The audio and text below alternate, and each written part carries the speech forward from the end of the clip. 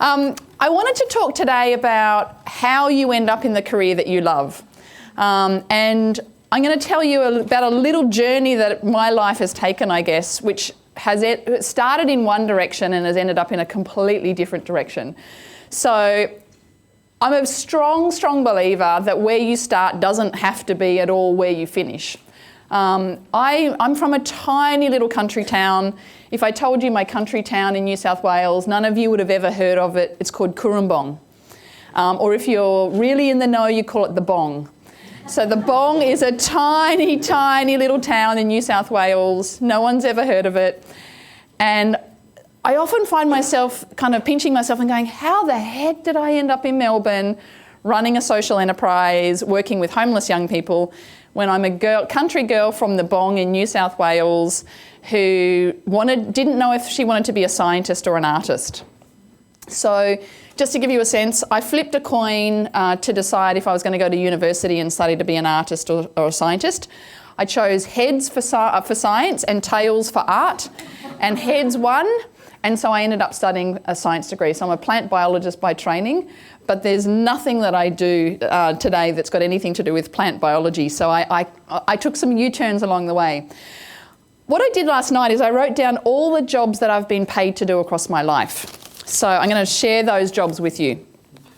My first job was loading wood. So my father was a tree lopper.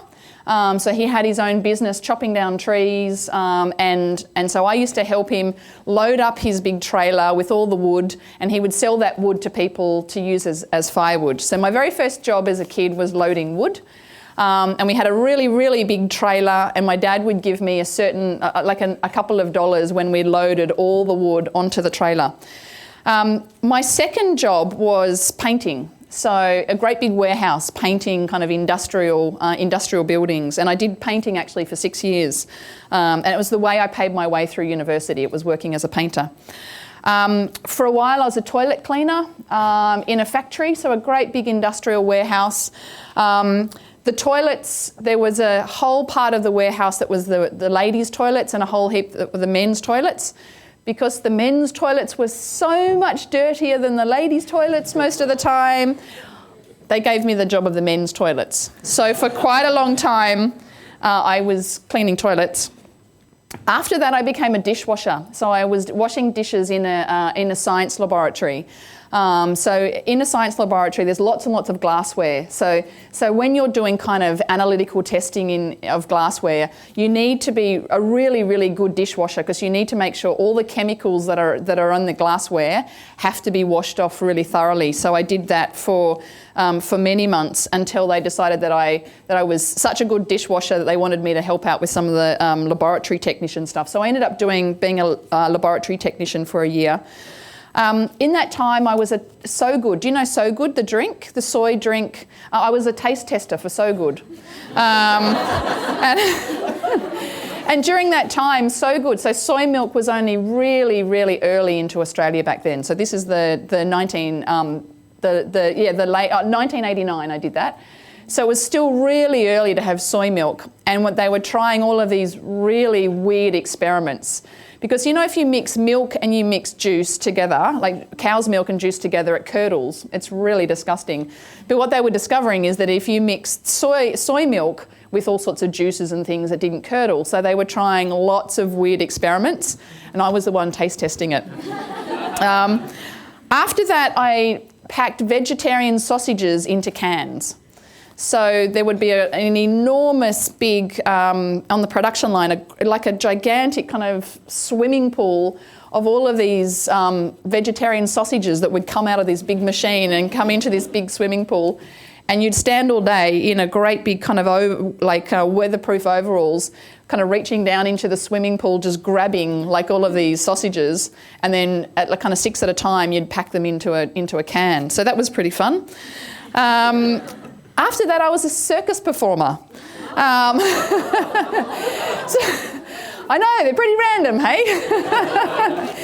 I was a circus performer for a year. I spent a year travelling Australia with a science circus, and what I taught is a whole bunch of people. I was the slime queen.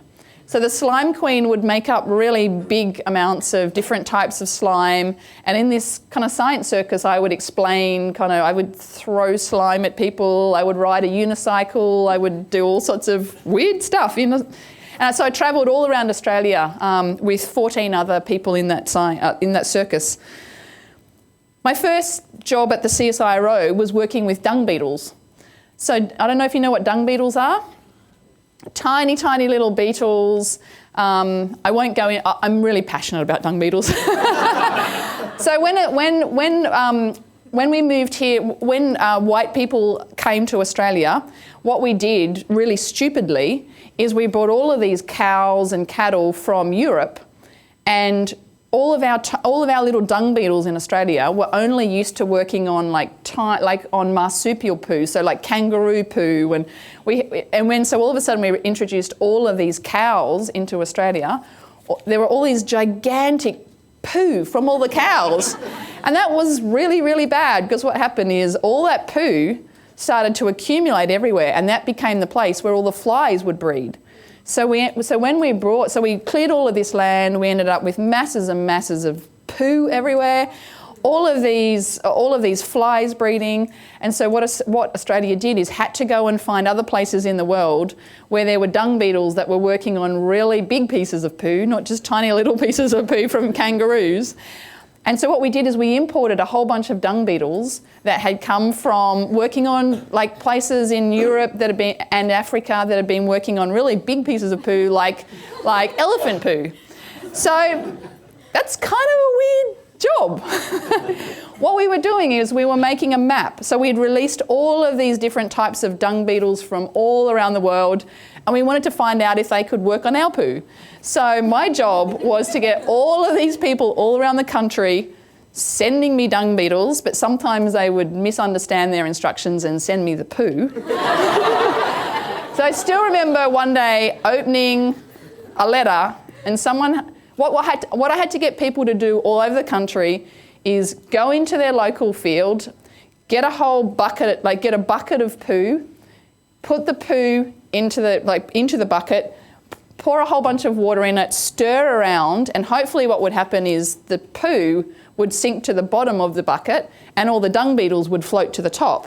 And then they were supposed to wash the dung beetles, skim the dung beetles off, send them to me, and then we could sit down as a bunch of scientists and then work out where's the map of where all the dung beetles are now. Because we know in the 1970s we released the dung beetles everywhere, but we've got to find out where have they ended up in the last 20 years. So which dung beetles are working and which ones aren't. Sometimes the people wouldn't understand those instructions though, and they would send me the poo with the dung beetles inside the poo. So that's, pretty interesting job. So I did that for 3 years, worked on dung beetles for 3 years. Then I ran a kids' science club. Then I went into communications and marketing. Then I started a film festival, which was a science film festival. I started a science art, collaborative art exhibition. And then I ended up as a social entrepreneur. So you can kind of see there's some really, really weird stuff in all of that. That doesn't even kind of take into account what I studied at university. So my first degree was in science, so I'm a plant biologist by training. My second degree was in science communication. My third degree was in Masters of International and Community Development. So I'm starting to kind of go out of science by then. And then I started a PhD and really sucked at it and dropped out. So that's kind of the jobs that I've done, or the paid jobs that I've done, and then the study that I've done. But then I've done heaps of volunteer work, really random stuff, anywhere from kind of helping build schools in Vanuatu, arts projects, kind of mentoring people. So if you put all those things together, they don't kind of add up to working in homelessness, running a hospitality businesses in Melbourne. And so I guess what I wanted to do is share with you how the heck did I end up here in Melbourne. And the direct relationship is 3 meals. I stand here today because I had 3 amazing meals, one of them in Vanuatu when I was a teenager, and 2 of them in Vietnam. The first one was when I was 16, my dad decided that he was going to take my family just for 3 months to go and live in Vanuatu, and he was going to build some schools and some clinics. So my dad has always been involved in kind of development projects. So there's some communities in Vanuatu that have just got bamboo huts, and every year when cyclones and big storms come through, those huts fall over. So my dad decided he was going to go and build some kind of permanent structures for things like clinics and schools. So he took our family out to Vanuatu, and it just happened to be that when we had to go between these two islands, the island that we were going to was way out in the middle of nowhere. So we ended up on this tiny little island, and then the following day we had to catch a boat to another island. We were invited into a local family's home. We didn't know that family. It wasn't like we'd booked ahead, but they were the people who owned the boat. So we just ended up in this complete family of strangers. We ended up in their home. So there were 5 of us and 7 of them. They couldn't speak any English, or just the tiniest bit of English. So I still remember that night, all of us sitting around this table. It was a tiny little bamboo hut, and we were sharing this beautiful meal, but none of us could speak really together. So the only thing we could do was kind of smile at each other and thank. And the next morning, when we were about to leave, the daughter. So I was 16 at the time, and there was a daughter who was also 16. And just as we were about to leave, she came out and she had a present for me, and she said, I know what she was saying, even though she didn't actually have the English to be able to say it. But what she was doing is she was offering me a dress, and I said to her, "Oh, it's okay. I already have some dresses." And what she ended up kind of being able to explain to me was that she had 2 dresses. So in her life, she owned 2 things. She was in the middle of nowhere in a tiny little bamboo hut with no possessions, but the 2 things that she owned were 2 dresses. And she was just giving me one of those 2 dresses. And I just remember thinking, even as a teenager, I remember thinking, but you only have 2 dresses and I'm a stranger. Like how could you give a stranger half of everything that you own? Like, to me, that level of generosity just astounded me. How could you be that generous to give someone you don't know, and clearly someone who's probably got a lot more wealth than this girl did? How could you give someone who's wealthier than you half of everything that you own? And it was just like, I don't know, it was this moment of deep understanding, even as a 16-year-old, that this was such an extraordinary act of generosity that it was going to be life-changing for me. That young woman, her name was Marilyn. We went and did 3 months on this island. We never had any contact with that family again.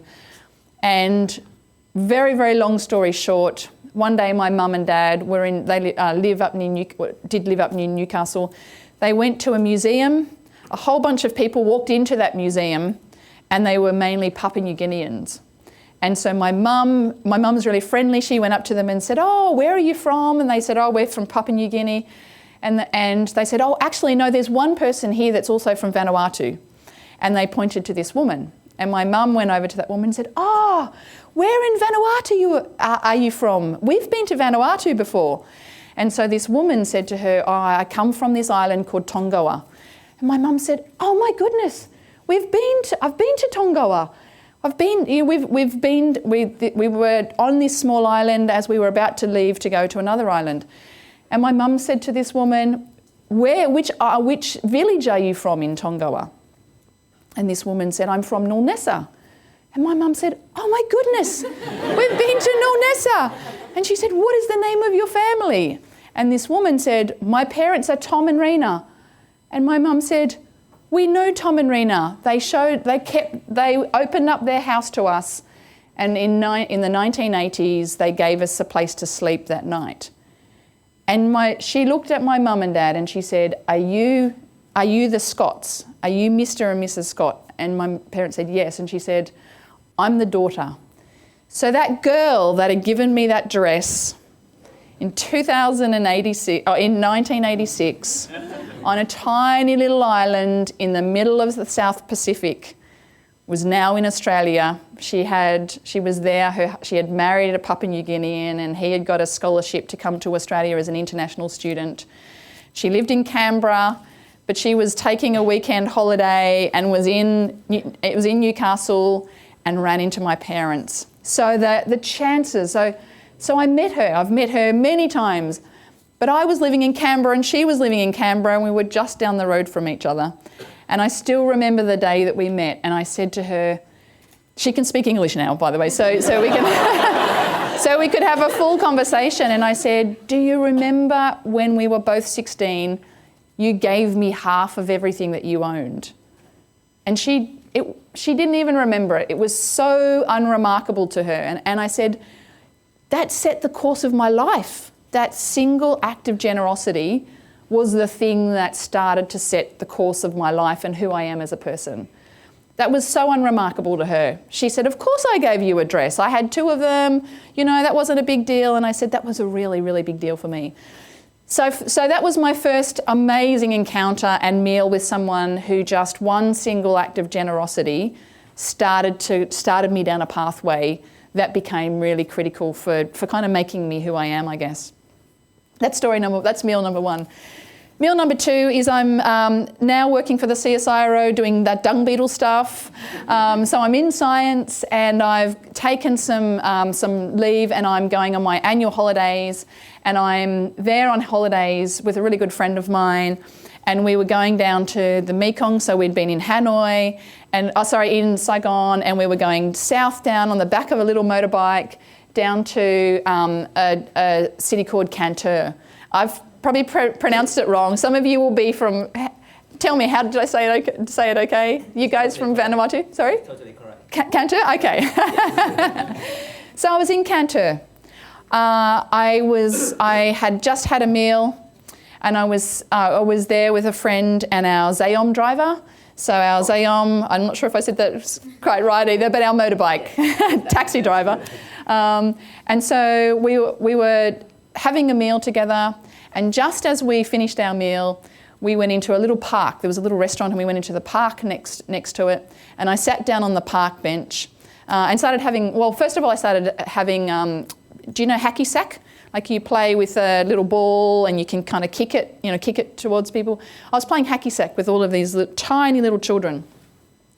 Then I taught all the children in the park how to thumb wrestle. Do you know kind of the thumb wrestle? So they didn't know any English, I didn't know any Vietnamese, but we were thumb wrestling. Lots and lots and lots. We thumb wrestled maybe for an hour. And as night started to fall, so the sun went down, and all the children that I'd been thumb wrestling went off into the night, except for one little boy. One little boy stayed in the park. And so we kept on thumb wrestling, and then finally we ended up sitting on a little park bench together. And I still remember the 2 of us just sitting after a period of time, just holding hands. He was tiny. He was maybe between 7 and 10, a very, very small boy. I still remember his tiny, tiny little hand just sitting in my hand as we sat on the park bench. And I don't know how long it took me to realise that he wasn't going to go home. I realised that this was his home. And what I realised after a little bit longer was that underneath the park bench that we were sitting on was a little piece of cardboard. And in fact, the bench that we were sitting on was his bed. So I was sitting on his bed, and he was patiently waiting just while I was sitting on his bed, just the 2 of us hand in hand. And I just remember thinking, what can I do for this small boy? This is a tiny, tiny little boy. I don't know any Vietnamese. He doesn't know any English. But I don't know if I can leave this tiny, tiny small boy just in this park by himself. And I rode off into the night and spent all of that night I still remember it was in a hotel, and I still remember it was the middle of summer, and just watching the fan go round and round and round all night, just thinking, what is my responsibility as a tourist from a different country to a tiny small boy in Vietnam who's homeless. And I just couldn't get that boy out of my mind. When I came back to Australia, I stayed in science. So I came back from my holiday and I was still working in science, but I just couldn't stop thinking about that tiny boy. Do I have a responsibility to that boy? That's what I kept on asking myself. Do I have a responsibility to a homeless child somewhere in someone else's country? It's not my country, so I can't make decisions about that country. But am I responsible for other people in other countries? Am I responsible for people in my country? It's really, really easy for us to assume that our governments are the people who fix things. You know, we work, we get a job, we pay our taxes to our governments, and then we expect our governments and our non-profits and charities to be the ones who take that money and fix those problems. So in my mind, I was thinking, well, surely then it's the Vietnamese government's problem. They have to fix that problem. The same as Australia. You know, surely our government should fix those things. So I came back to Australia and kept on working in science, but kept on asking myself that question, do I have a responsibility?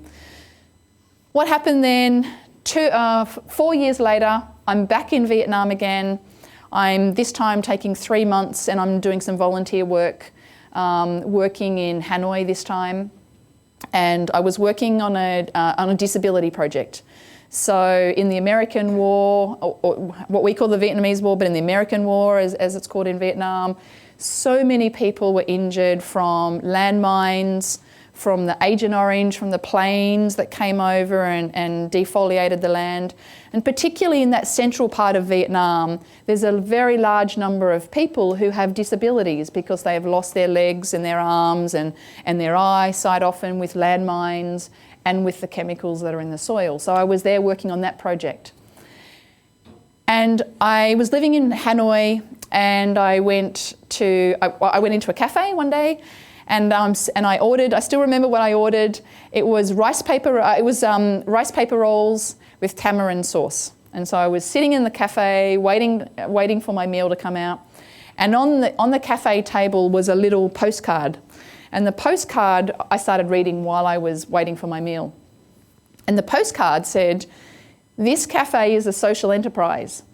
And the young people who are working in this cafe are homeless young people who are getting training to be chefs and baristas and work in cafes.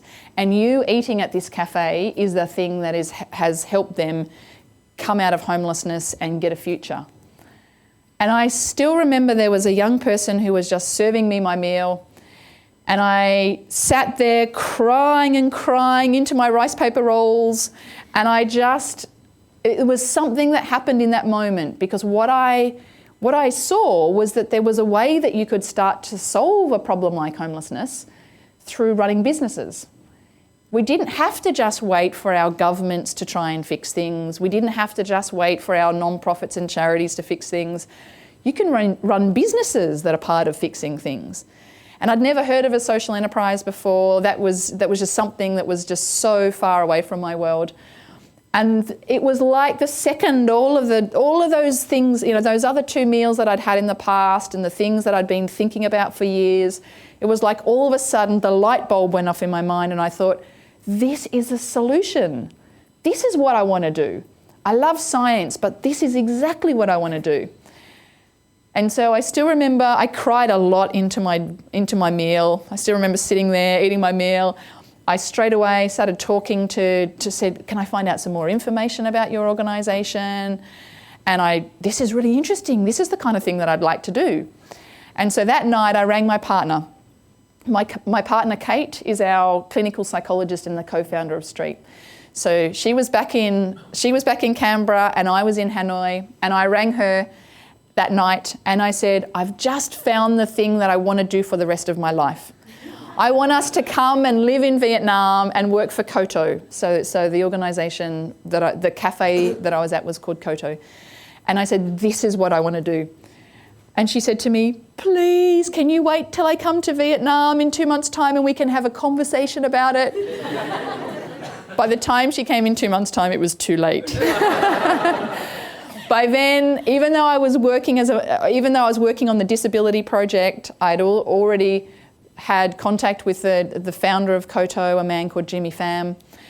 And I'd started to say to him, look, I've got this project that I'm working on every day, but at nights I'll start to help you with Koto. Maybe I can, once I finish this project, I can come back to Vietnam and start to work with you. So we started dreaming. We started dreaming up kind of plans. Well, there's this amazing Koto, but imagine if we could expand this organisation to other places in Vietnam. What if we could end up in Hue or Saigon or across the border maybe into Cambodia? So we started to dream some really big dreams about what was possible. That was really I'm not Vietnamese, obviously. So to be standing kind of with someone in Hanoi starting to plan how can we build a scalable social enterprise model to stop homelessness. That was quite a long way from where I started in the bong. It's quite a long way from dung beetles and quite a long way from all of the other things that I'd been working on. I arrived back in Australia and handed in my resignation in my science job, and I jumped into the world of social enterprise. I worked for Koto for 2 years, working with them in Hanoi, and then decided that Australia also has a whole bunch of homeless young people. There are so many homeless young people in my own country that need help as well.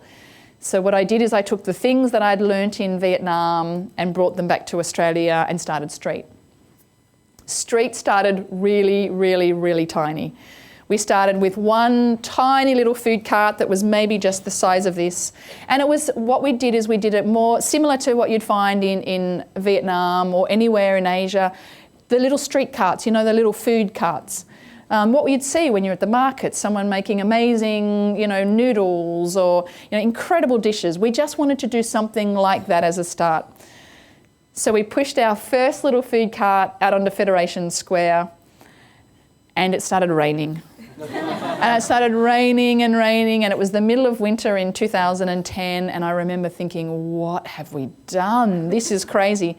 We had 9 homeless young people that we'd found on the streets of Melbourne. And all of those young people were standing in the rain with this cart. We didn't have kind of fancy kind of covering. It was just literally out in the rain. And I remember thinking, this is a really bad idea. This is never going to work. I won't tell you all the things that happened, but we survived, obviously. We now no longer have carts, so our food isn't kind of hawker style, kind of street food any longer. We now have cafes.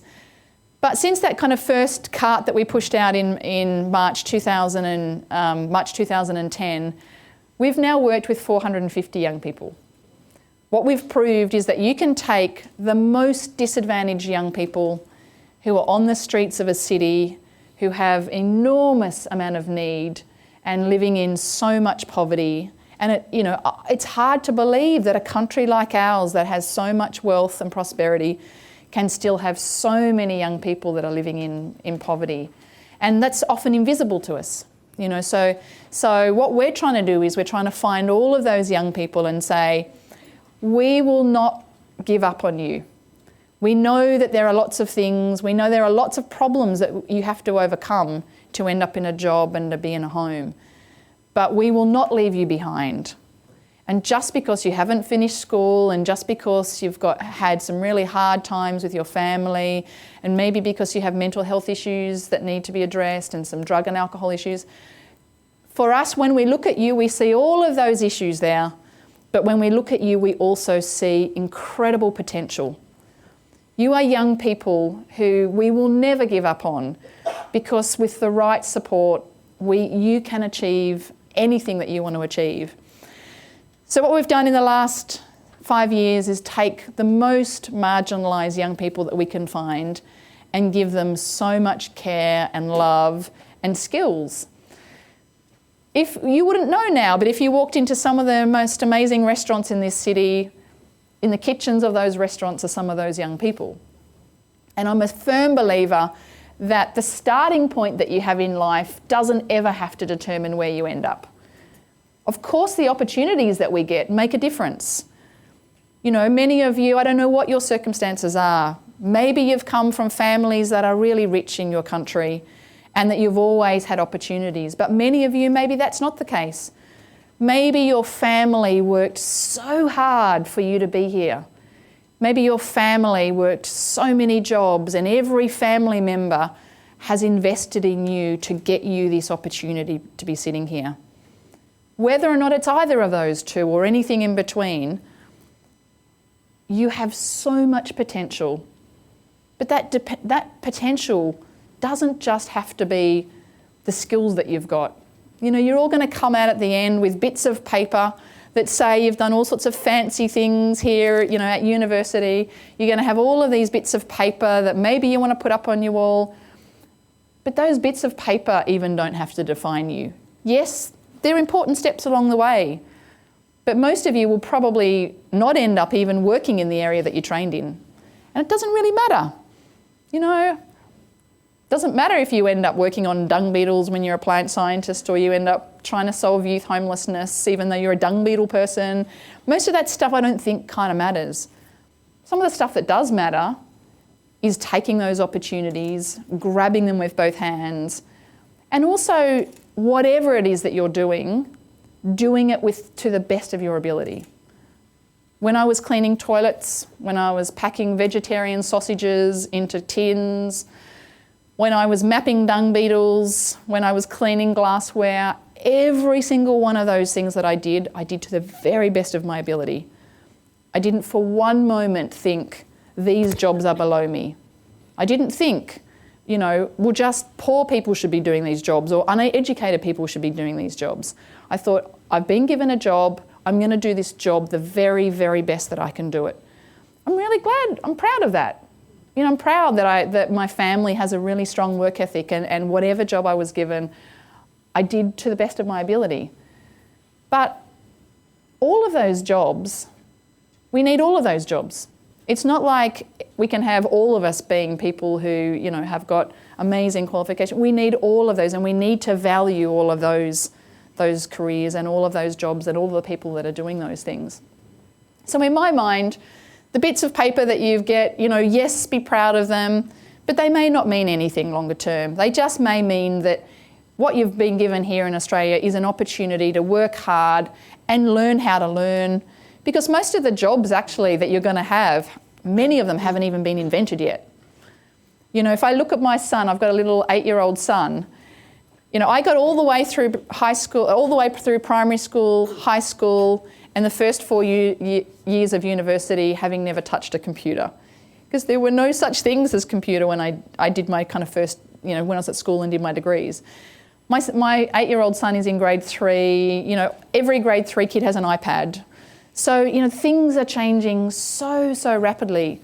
So what you don't, you know, who knows the jobs that are going to be there even in 5 years or 10 years' time. So what you've got is an opportunity to kind of learn how to learn and apply yourself in amazing ways. But the thing that I would say is, how do you work out longer term what you want to do? It's really easy for us to become captives in our jobs. It's really easy for us to get a job and then get a mortgage and then get a family and then kind of feel trapped. Because then we have, you know, we need a certain amount of income to keep paying our mortgage or to keep paying our rent or to keep doing all those things. So I guess the thing I would say is, how do you find the thing, you know, my equivalent, that night when I was in Cantor, watching the fan go round and round and round, trying to grapple with what is my role in life? What is my responsibility in life to a small Vietnamese boy who's homeless in another country? What's the equivalent for you? You know, it might be that that's not what you do as a job, but what is the thing that would keep you awake at night, that you're either so angry about that situation? What is the thing that you think, this is not right, the world doesn't have to be like this, this is an injustice? Well, those are the things that clearly are dear to your heart. How do you keep the flame and the spirit and the fire alive to start to address those issues as well? Maybe that's not in what your job's going to be in. Maybe you're going to end up with an IT job and instead over here you're going to be working on an animal welfare project as a volunteer, or maybe you're going to be doing something completely different, but all of us will have an opportunity somehow to also be making the world a better place. For me, it was like a stone. You know, when you're walking along and you end up with a stone in your shoe, and that little stone is first in your shoe, and you start to walk, and you're trying to walk, but there's still, the stone's still in there. Now maybe what you're thinking is, oh, do I stop? Do I take off my shoe? Do I get the stone out? Maybe you're thinking, oh, I haven't got very far to walk. I'll just leave the stone in there. Maybe, but maybe the stone's quite smooth. So maybe you don't have to worry about it. You're like, I'll take my shoe off later. Maybe you're making excuses in your head and you're saying, oh, I've got shoelaces and I've double tied them and it's going to be such a pain to stop and take my shoe off and get the stone out. Maybe that stone is actually really, really pointy and it's actually quite big. And maybe you can't, maybe you've got to stop and take the stone out of your shoe. For me, that's what homelessness was. It was like the stone in my shoe. That first of all, that stone, the stone got put in when I met that little Vietnamese boy. And it was just like, even though I kept on walking along, working in science, that stone was still in my shoe. And I just couldn't work out, do I stop? Do I take off my shoe? Do I get the stone out? But in my case, it felt like the stone kept on getting bigger. It's like, oh, I'm doing this thing over here, but this thing is just still in my mind. So what I would say is find your stone. Find the thing that's going to keep you angry or passionate or wanting to change the world. Find out whatever that thing is and just start to thread it in around your life. It might be just like 2% of your time, or it might be just, every now and then you kind of help out with it. You do what you can. Maybe you volunteer, maybe you give a little donation, maybe you get some friends together and you start to work on that thing. But find whatever that stone for you is and start to thread it into your life. Because many of you will find that you'll end up finishing university and you'll end up in a job, and before you know it, you'll blink and 5 or 10 years has gone. And you can really quickly, I think, get to the end of your life and go, oh, I wish I'd actually done that thing over there. It doesn't mean we all have to kind of jump off a cliff and start to do, change our careers and do crazy things. But what I've found is when you're passionate about something and then you find some other people that are passionate about the same thing and you start to do some stuff together, even if you're doing that stuff just around the edges of your day job or your study, you start to find a little community of people who matter to you. And so what I've discovered, I guess, is over time, is that finding the thing that you most love to do is actually not just about your skills and just about your attitude, it's about finding your tribe. Because all of us are social people. We want to find a bunch of people who believe the same things as we do, who care about the same things as we do, that share our values. And what I've discovered is if you find those people, magic happens. When you start talking out loud about the things that matter to you, and you find just one more person who believes in that same thing, and one more person, you as a bunch of people can do the most extraordinary things. Yesterday I had one of my workmates say to me something about, Beck, how are we going to solve this problem? And I just said, if you want to know about some dung beetles, I can help you. I have no idea how to solve this problem. I'm a person running an organisation of, at the moment, 40 people and soon to be 60 people, and every year we're trying to add 365 young people into that organisation. I am skilled in virtually none of the things that our organisation does. I'm no help to anyone who's trying to make a coffee or make a meal or work with the most disadvantaged young people. But the thing that I can do is I can be passionate and I can build a tribe of people who share the same passion. And what I'm really good at doing is I'm really good at spotting other good talent. So I'm absolutely useless in pretty much everything our organisation does, but what I'm really good at doing is finding other really good people and bringing them to become part of our tribe. So my dream is, right now we have 7 hospitality businesses. We're about to do an enormous scaling in this next 6 months. We're trying to go from 150 kids every year to work with 365 young people each year. In this next 3 months, we build a new artisan bakery, a new cafe, a new training facility opens, and a coffee roastery. So we're about to drink way too much caffeine and start sprinting again. But my dream is that we can get to a point in Australia that every single young person who's living in poverty can end up getting the support and the job and the home and the stability that they need. And my strong, strong belief is that everyone can become part of that solution, even you guys just drinking coffees. So my job is to try and build something that can harness the whole of Australia to help this problem, not just expect our governments and our charities to fix it. So go and do amazing things in the world, whatever it is that you choose to do, because every person sitting here can make the world a better place. Thank you.